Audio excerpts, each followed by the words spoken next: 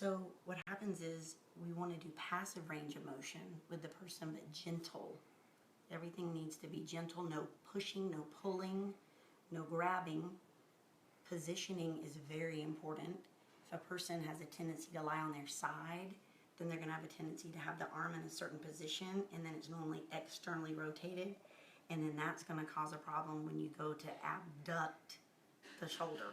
Then you can end up tearing the rotator cuff. So that's why everything has got to be very gentle, and it's got to be within the planes of motion.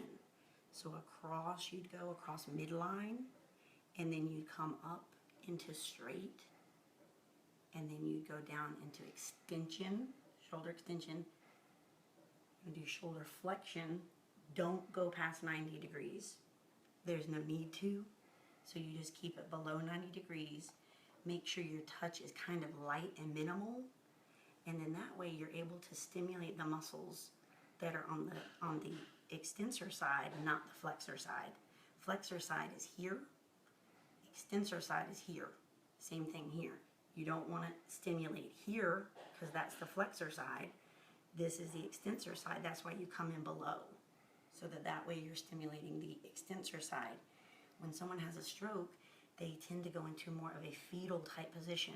So we're going to end up with the flexion of the wrist, elbow, and shoulder. That's why we do everything is intended to encourage an extensor movement. Reach for the toes, that kind of thing. Reach for the ceiling, that kind of thing.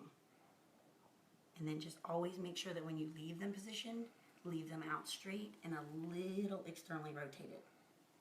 And that's it.